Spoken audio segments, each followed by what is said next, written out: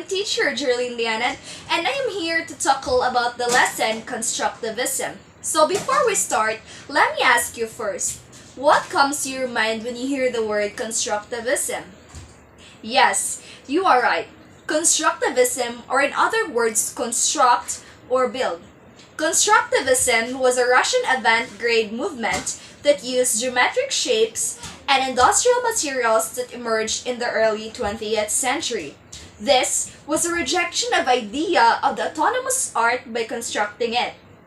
The movement supported art as a practice for social objectives. So before we proceed to the artistic movements and its characteristic, let us now dig deeper from the background history of Constructivism.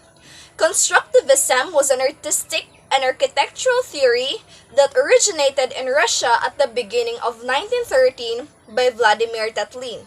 With its aesthetic roots fixed firmly in the suprematism movement, Constructivism came fully to the fore as the art of the young Soviet Union after the revolution of the 1970s. The movement was conceived out of a need for a new aesthetic language, where Constructivism also borrowed elements of other European avant-gardes, notably Cubism and Futurism. And its heart was the idea of that art making should be approached as a process of a cerebral construction. Released from the old romantic notion, constructivist artists were reborn as technicians and or engineers who, much like scientists, were seeking solutions to modern problems. So let's proceed to the characteristics of constructivism. So we have listed here the four characteristics of it. So first, we have constructivism is a movement focused on the construction rather than the composition, which distinguish them from the traditional movements. Constructivism tried to attain universal form, which has three as well as two-dimensional forms, consisted of themes that were often geometric, minimal, experimental, and rarely emotional. Constructivism art was devoted to modernity. Constructivism also uses new media, which used in the creation of artworks.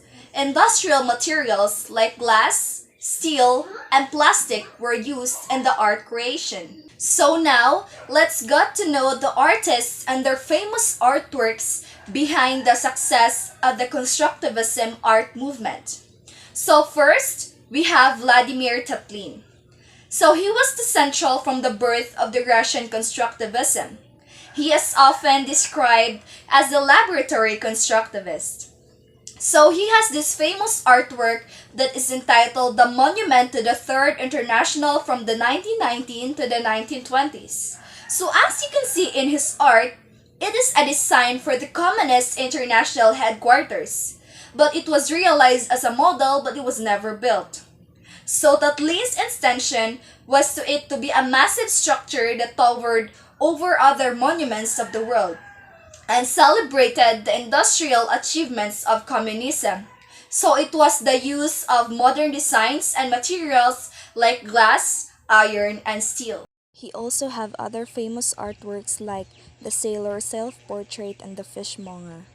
So now let's proceed to Lazar Markovich Lissitzky, or also known as L. Lissitzky. So it was his work greatly influenced the Bauhaus and the constructivist movements. And he experimented with the production technique and the stylistic devices that would go on to dominate 20th century graphic design. So his famous artwork is entitled Beat the Whites with a Red Wedge in the year 1919. So it was a lithographic Bolshevik propaganda poster, which means the man through whose exertions the new Russian ideas became generally understood in the Western Europe. In the poster, you can see the intrusive red wedge symbolizes the Bolsheviks who are penetrating and defeating their opponents, while the white movement are during the Russian Civil War. Lissitzky also have other famous artworks like Pro 99 and the Composition. So last, we have Nom Nimya Pevsner, also known as Nom Gabo. So he is one of the leading proponents of the Russian art movement, where he renews sculpture in the form and matter, manipulating space, an expressive element, and pioneering the use of modern synthetic materials. So his famous artwork is Construction in Space Crystal in 1939. The first artwork made entirely from the transparent planes, an elegant formal solution to the challenge which Gabu had set himself 20 years earlier, that of expressing the dynamic interior of objects. Nom Gabo also have other famous artworks like Constructed Head Number 2 and Red Cavern. So before we end this lesson, let us recall first what I've discussed earlier for you to observe it well. So constructivism is simply a use of geometrical shapes and industrial materials, and it is focused on construction, not on the composition. And the artists behind the success of constructivism arts are Vladimir Tatlin, Elizetsky, Nom Gabo, and others. So I just want you to remember that the idea behind constructivism was that if the idea of art was an expression could be shifted to art as an object, social revolution would result. Constructivists wanted to see art operate so that it would be available to the masses. So that's all for the lessons of today. Thank you.